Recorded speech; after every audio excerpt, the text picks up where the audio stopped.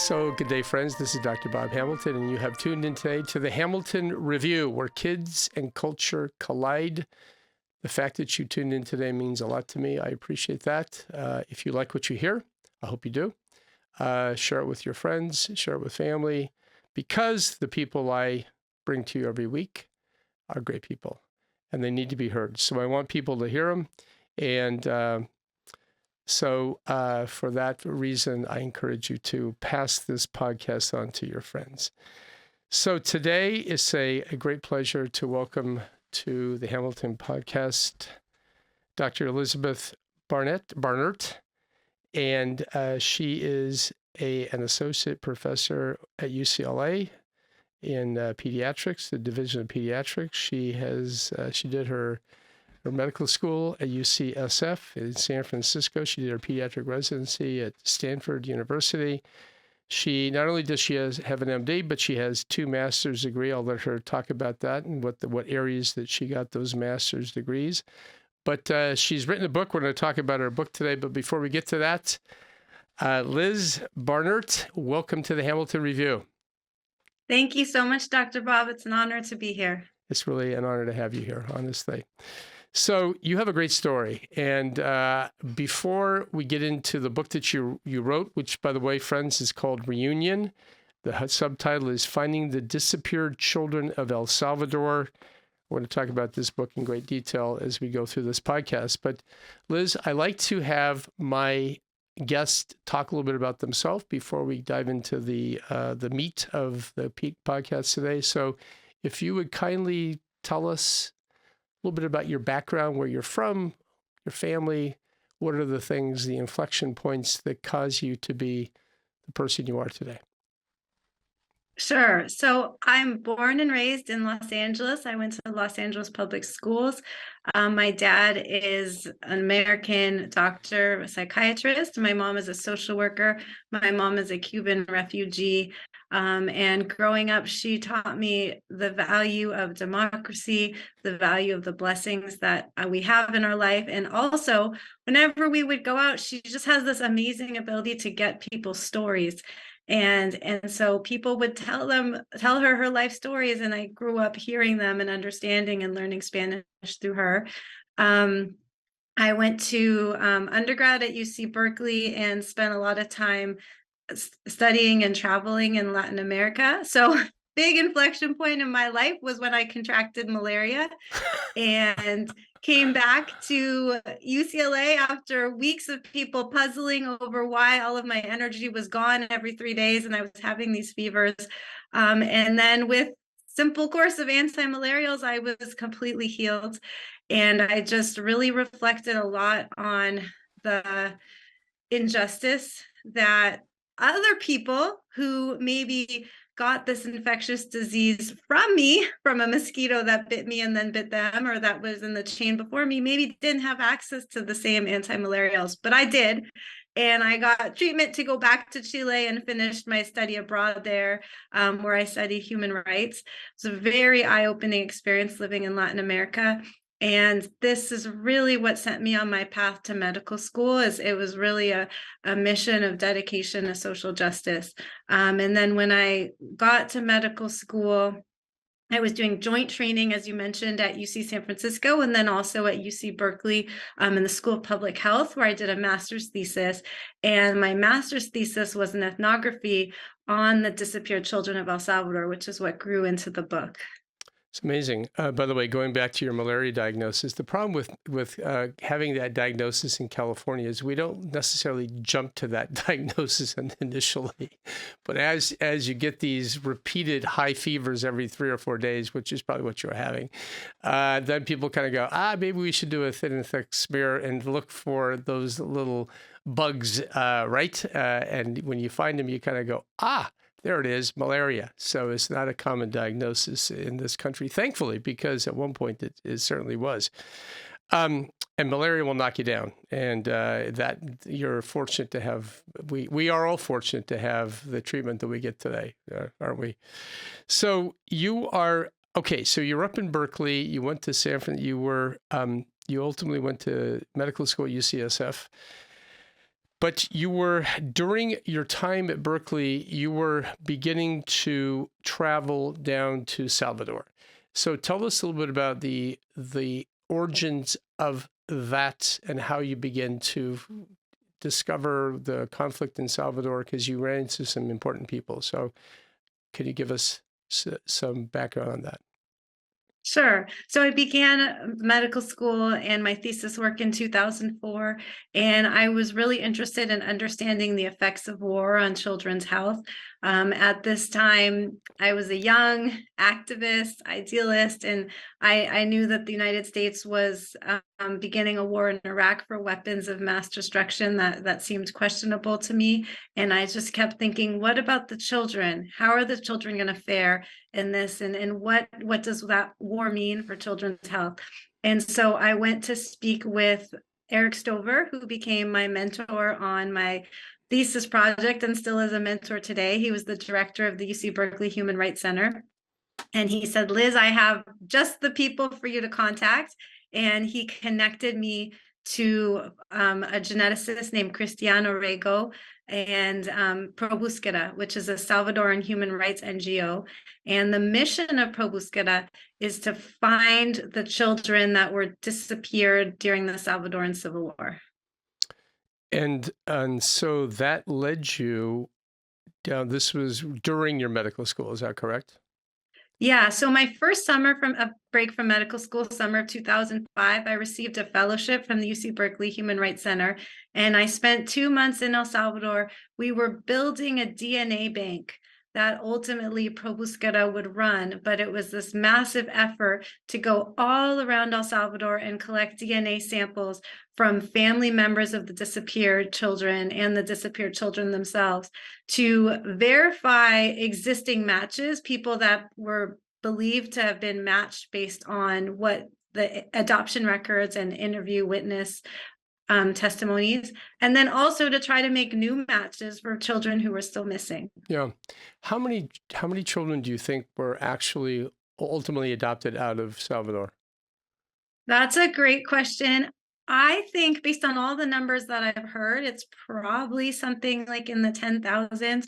We know that the United States alone issued 2,300 adoption visas in the years of the Salvadoran Civil War, 1980 to 1992. And then ProBúsqueda, as of 2022, they've had over 1,000 registered cases. So somebody coming forward to them and saying, I'm missing a child or being a disappeared child. And of those cases, they've resolved 463 and 570 cases remain unresolved. Well, so now these children were orphans, presumably, or were they just separated? Because sometimes, children are found in the countryside. I have friends of mine who have actually adopted children in Africa, who sometimes were found literally alone on a country road. And so are these children who are abandoned, or these are children whose mothers perished in the conflict, or what is the origins of these children who were adopted? Yeah, it's a fantastic question. So it's there's many mechanisms for the disappearance, as in one of the things I do early in the book is lay them out. And it's all of the above that you mentioned. So in some instances, in the most dramatic ones, children were kidnapped as part of a terror tactic of the war. Babies even stolen from their mothers at gunpoint. And what Father John Cortina, who's the Jesuit priest who founded ProBúsqueda, he suspects that there was actually trafficking involved, and lawyers and other officials were making money from taking the children from the poor families in the countryside and sending them for adoption abroad. There were also a lot of children who, as you described from the boy in Africa, who simply became lost from their family in the chaos of war. So in one of the days I did interviews. It was back to back in two separate parts of El Salvador. Two young men described to me running for their lives from the military and becoming lost from their family. And they were both 5 years old at the time. In other instances, families were part of the FMLN Revolutionary Guerrilla Force, and the FMLN forced, or sometimes families volunteered, to place their children in the care of another so that they could dedicate themselves to fighting. Right. So those were some of the major mechanisms. And then after the war, the families didn't know where their kids were. Okay, so it was some kids, I'm sure that there were children who were, like you say, they were displaced within Salvador itself. So they didn't all have international adoptions. They weren't all being sent out of the country. So when you did your collecting of DNA samples, you went out into the country. How did people know you were there? Was there a public public service announcement or whatever that's what we call them here, the PSAs? And so did you do that and go into these communities, and then people came out of their out of the woodwork, I guess, and found you? Yeah, I love these questions that you're asking, because I can tell you've spent a lot of time in Central America and countries like El Salvador. So Pro Búsqueda was founded by the families of the disappeared. They're the people who work at Pro Búsqueda, and they're the board members of Pro Búsqueda. And so Pro Búsqueda would hold these DNA collection events. And so when we would go out to the countryside, each person for their region would inform their neighbors of their communities that a collection event was going to happen, and then people would come forward. And for some places, Pro Búsqueda actually funded a radio ad. And then other times, whenever people were the office was in San Salvador, would come by the office, then there was an opportunity that then we would collect a DNA sample. Yeah.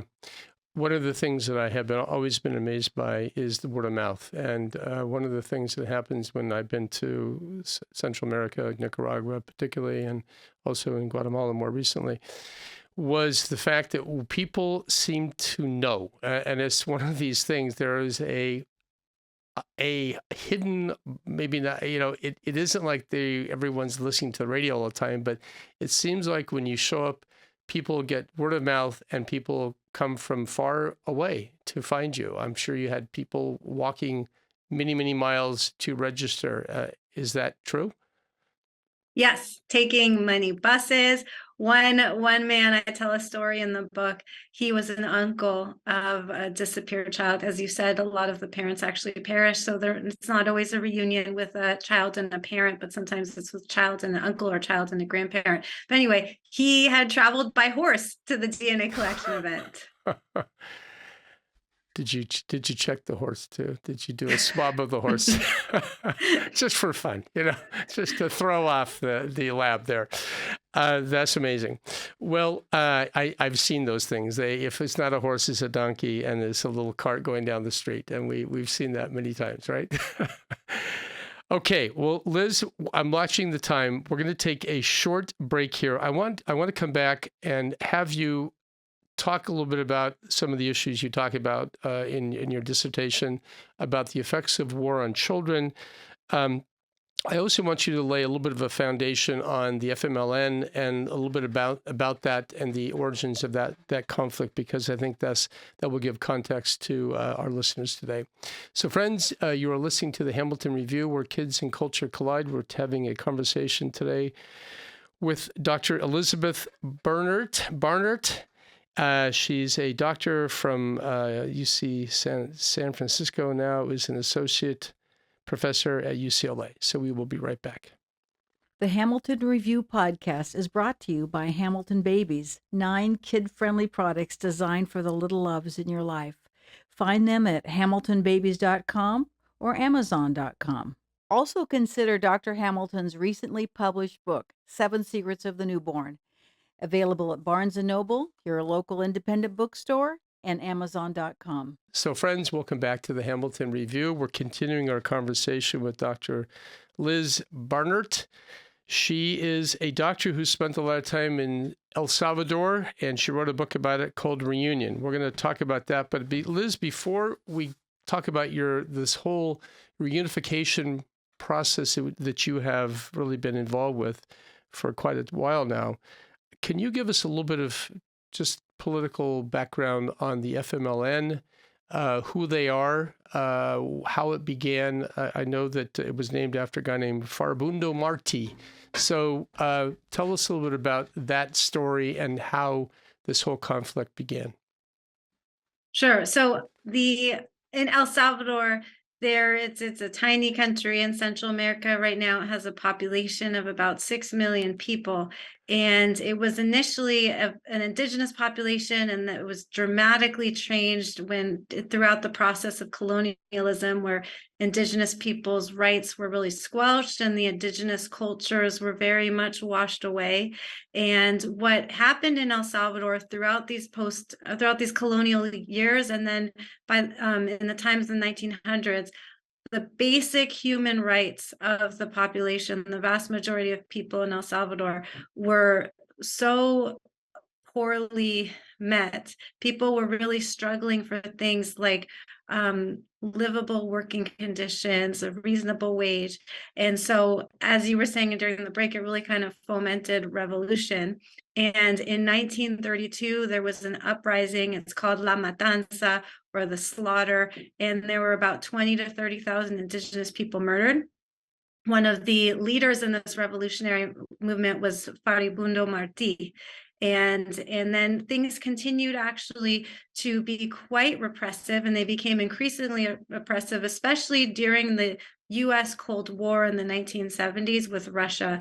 There was a lot of fear that communism would enter Central America, and El Salvador, as Philippe Bourgois writes in the foreword of the book, it had the unfortunate situation of being in the backyard of the United States. And a lot that happened in El Salvador had to do with the United States playing out world politics on Salvadoran soil. And so there was such disparity in El Salvador that there was increasing wealth inequality. A group called 14 families controlled most of the country's wealth. And that led to the formation of a group that called itself Faribundo Martí Liberación Nacional, FMLN, named after the murdered revolutionary leader from the 1932 massacre. And so they were fighting for the people's rights. And that turned into a clash between the FMLN and the Salvadoran military, which was very repressive and heavily funded by the war.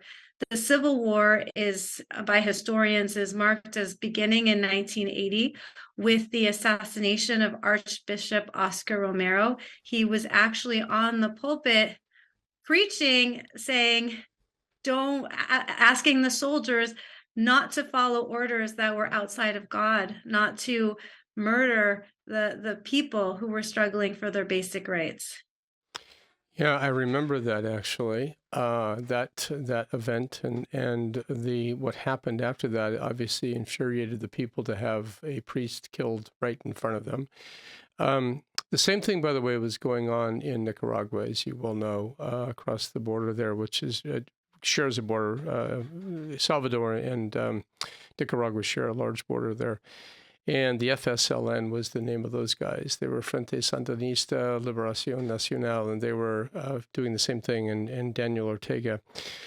Certainly the United States during that time was concerned about this idea of the domino theory, and this was part of the whole Vietnam involvement that we got. Why we got so heavily involved in Vietnam is the concern about international communism making headway. And that was why I think that when it happened in the own backyard of the U.S., there was great concern within the State Department, as you well know. So that's kind of the background of this conflict that you were involved with.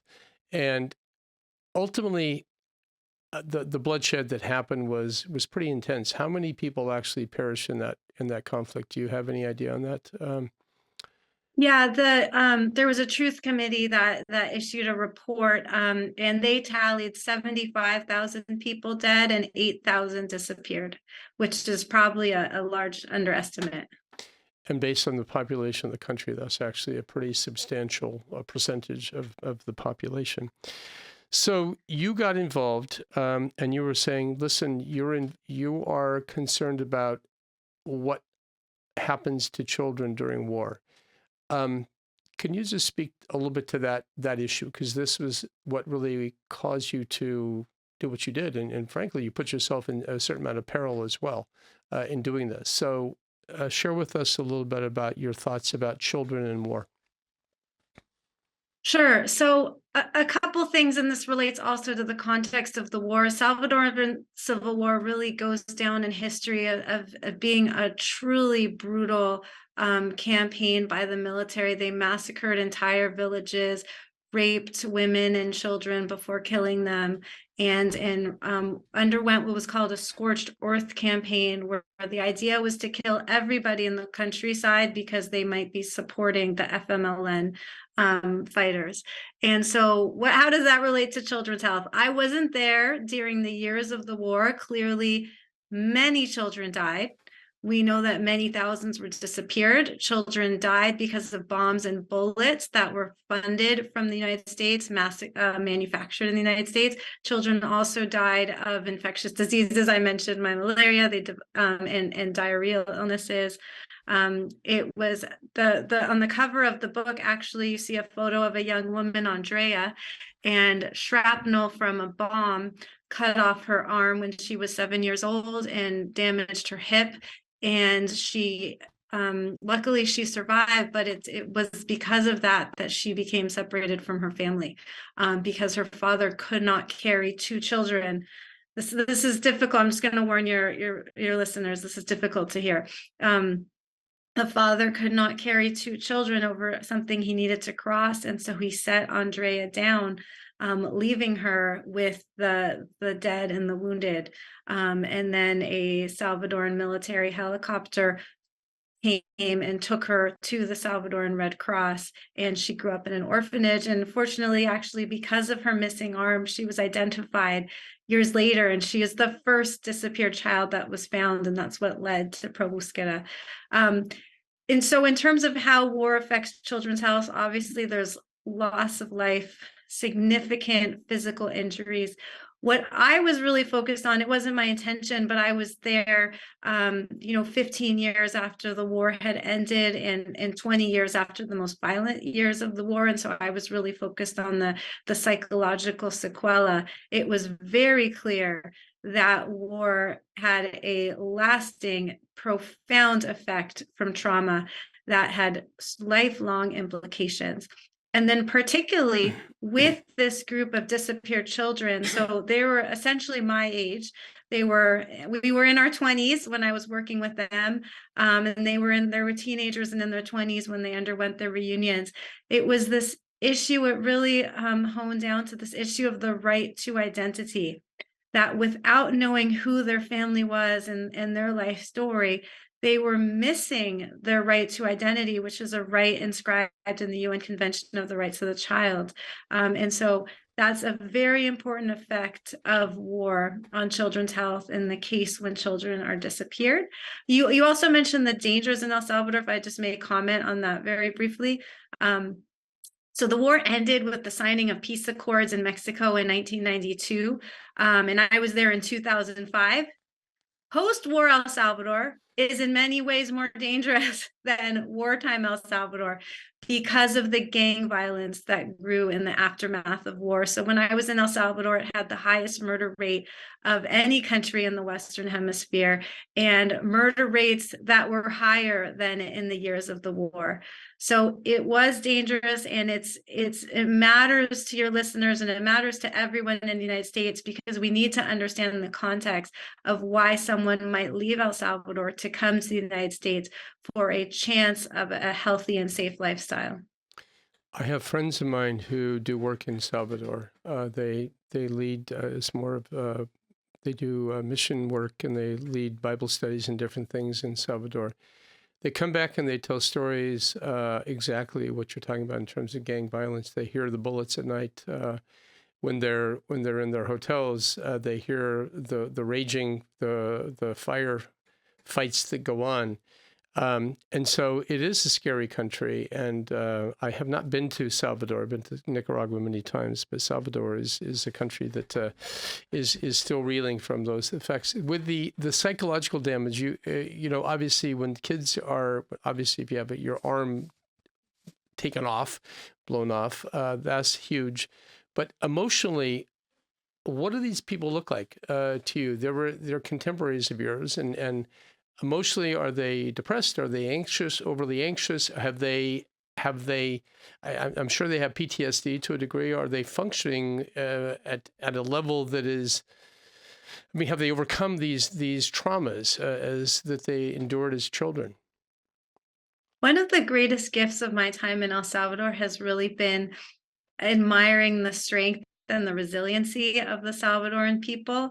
I would say that people are still hurting from the war. And the reason that a book grew out of my time in El Salvador is because when we would show up to take a DNA sample, or when I would meet someone on the street, they would just start telling me about the trauma from the war. So I think there's the lasting trauma is very present in people's lives. That said, I've been so impressed and I admire so much the strength that my friends, my colleagues with Pro Búsqueda, and really with the Salvadoran community in general have had to transcend the challenges that they faced. And again, it's really striking that the struggles that continue to exist because of the ongoing violence and poverty. A lot of people are very much in a survival mode. With regards to the specific population that I was working with in Pro Búsqueda, to be honest, I really saw a range. I saw people who had jobs, they were forming their own families. So I spent the young woman on the cover, she married someone who was also a disappeared child who she met through Pro Búsqueda, and they had children. She's a social worker. They were doing great. I met people who were in gangs. And then when they found their family through Pro Búsqueda, it gave them the impetus to leave gangs. There was someone else who I met who was kind of barely holding on. I tell his story in the book. He was adopted to France. One of the boys who was separated from his family at age 5 because he became lost in the chaos of war. He was adopted by a woman of France and came back actually to live with his biological mother. And then when I went to see him again on a return trip to El Salvador, he was really consumed in his alcoholism. And to me, it very much seemed related to these unresolved questions about identity, because from my observations of him, it seemed like he never quite felt home in either place. So it is really a range, but it's very clear that there is extensive damage done to a whole generation of children. So you have been a witness to reunions, and where so for the first time, a child who has been separated for years, I presume, meets their biological parents. What does that look like? It is the most beautiful event. I was thinking about it this morning. It's kind of akin to being present at a childbirth. Reunions are so powerful and so painful at the same time.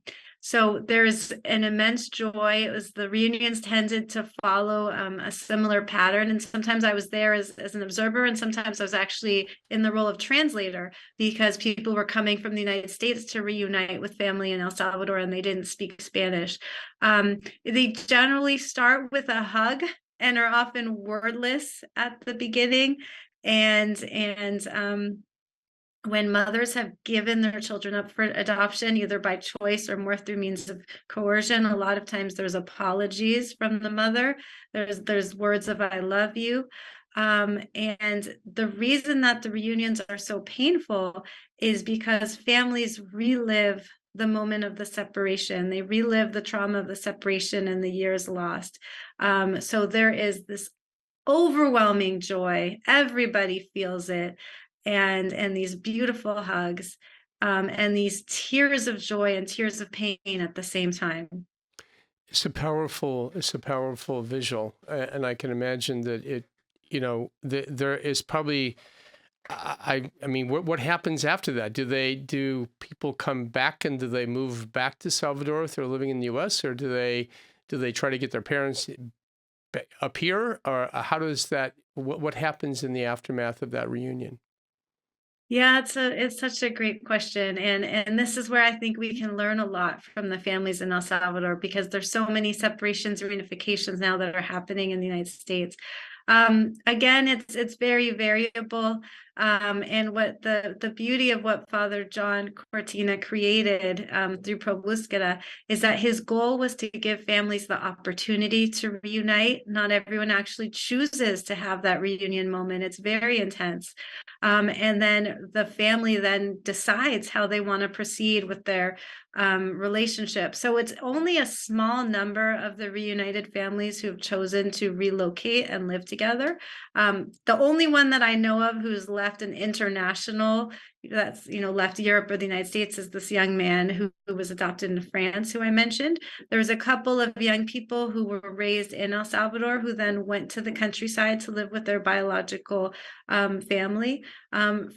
For the most part, people do tend to maintain some contact. There are these very complex dynamics and quite painful in the transnational adoptee reunions, because of this dependence on. In El Salvador, many people depend on remittances. It's a very significant portion of the economy.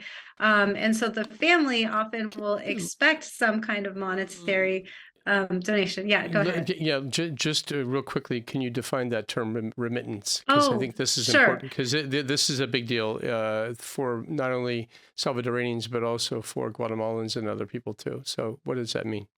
Yeah, it translates to remesas, and it means that money or goods sent from family members abroad back to the home country. So you see Western Union ads all over the countryside. It's a really significant portion of the economy. So people come up here, they work, they send money back. And that is that's a big reason why a lot of people end up coming to the US, is to work and then and support their families in Central America, really all over the world. So yes, and I guess that when the families in Salvador find their maybe a relative, their child living in the U.S., living probably at a higher level economically, there is that pressure, I suppose, that they would put on that individual to share the goodness. Is that how it looks? Well, yes, it's an unspoken pressure often. Sometimes the families will ask for money, but it always comes up. I will say, though, what I hear from the biological parents every time is, I am so happy. I'm so grateful for the opportunities that my child has. I'm so grateful to know that they're okay, and that I never could have given them those opportunities if they had stayed in El Salvador. So these class differences can be quite difficult, but there's always appreciation for the opportunities available in the United States. Interestingly, I didn't expect to see this, but there's also class differences for the young people who grew up in El Salvador, because they grew up in urban settings, for example, in orphanages where they received an education. And that created a class difference with their relatives in the countryside. Interesting. And so they would kind of go, do I want to go back into the countryside or do I want to stay in the city? And it's hard to go back into the country once you've seen Paris, right? That's even in Salvador, it's the same thing. So it's a fascinating thing. So tell us, we haven't really spoken much about the whole collection of DNA. Tell us a little bit about how that process works. Sure. So there were these DNA collection events that Pro Búsqueda would organize, and we would go out in the Pro Búsqueda Jeep and take the gloves and the manila envelopes and the DNA swabs. So the way it worked is a Pro Búsqueda investigator would interview the person giving the DNA sample to understand what they remembered about the disappeared child and the disappearance event. And then they would get consent from the person giving the swab, and then just basically scrape a Q-tip against the cheek. In 2005, we were bringing the samples back to California, where they were being analyzed at the California DNA Department of Justice lab by volunteers. And so that was quite amazing. And then the results would be given back to Pro Búsqueda. And now they do it down there. Yeah, now they do it there. And we're still getting samples sent to Pro Búsqueda. So if you if there are people out there who suspect that they were separated from their family during the Civil War down there, what do they do? So they can if they're definitely if contact if they- Probuscida. right if they're living here, I should say. Okay, yeah. Yep. Probuscida has a website. It's PROBUSQUEDA.org. I think /SV, but it'll come up on Google. Or they can contact the UC Berkeley Human Rights Center, University of California, Berkeley. And the UC Berkeley Human Rights Center still is collecting the DNA samples and can help facilitate getting the samples to Probuscida. It literally, you'll get a manila envelope in the mail, and then it gets FedExed back. And again, I would emphasize to somebody who's interested that to just reach out and to start talking to people and to know that they control the process every step of the way. They control whether or not they want to travel to El Salvador, whether or not they want to have a relationship if there's a match. And your listeners are also welcome to contact me. So you can find me on the UCLA directory. It's Barnert, BARNERT at mednet.ucla.edu. Okay, thank you. That's great information. I want to change tact a little bit and talk about what's going on in Ukraine right now. You sent me an article or two from the New York Times about the fact that the many thousands of Ukrainian children are being taken back to Russia and being adopted into Russia, and I want you to speak to that a little bit. My understanding is that this is being couched under a humanitarian umbrella. Can you speak to this? Yeah, so it's very upsetting. We're seeing the same cycles of war and forced separations as happened in El Salvador repeating in Russia. And so one of the things I saw from my work in El Salvador, just to draw the connections for your listeners, there were the separations in the war. And then when I was there were so many young people that were then and children that were getting separated from their families because of immigration. And so the same families were undergoing new separations. And now when you talk to people in El Salvador, as you mentioned, Dr. Bob, they're talking about the disappearances that are happening because of the gang violence, that a child, a teenager, you never see them again, or they're getting taken into prison in El Salvador. In the Ukraine, now we're seeing the cycle beginning with these separations being caused in the context of war. So in the Ukraine, they use their child welfare system. That's what, the analogy to what we would call it in the United States, to house children whose parents are unable to take care of them, or if the child, for example, if the parent is unwell, or if the child is medically complex. And my understanding is what's happening in Ukraine is that 16,000 children have been taken by Russia, who were nearly all of them in the child welfare system, and most of them having living relatives, taken forcibly into Russia and given Russian citizenship and indoctrination into the war and into Russian culture. And this is against the consent of the parents and against the consent of the children. And the International Criminal Court has labeled it a war crime. I don't understand why the Russians would want to do that. Well, I think that the population of children is proportionally is low in Russia, so it could be wanting to literally grow the population size.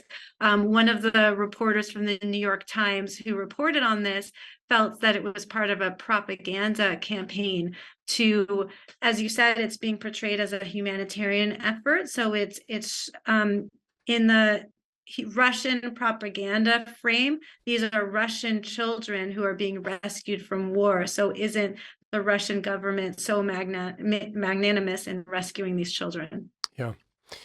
Well, children, listen, the subtitle of my show is Where Kids and Culture Collide. And I have to say that children are really the epicenter of tomorrow, that's for sure. They represent tomorrow. They represent potential, they represent hope, and they represent life. And unfortunately, when there's conflicts, I always find that there are two groups of people who really get decimated. First of all, are the children and the women, mothers too.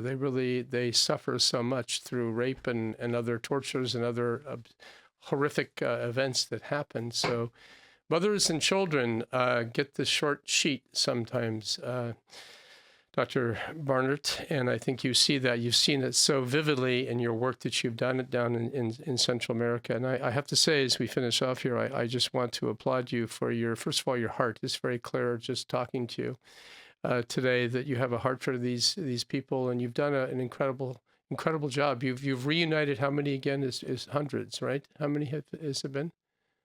Pro Búsqueda has reunited hundreds. There's 463 cases that have been resolved. And this was one of the most exciting moments. First of all, thank you for that compliment. On the back cover of the book is a photo that I actually didn't see until I was very late into the process of preparing the book, but it's a father and a mother reunited after more than 30 years apart. This is a reunion that you were asking about. What is it like? They're embracing, and they reunited as a result of the DNA bank through a cold hit match in the DNA bank. He was in Australia.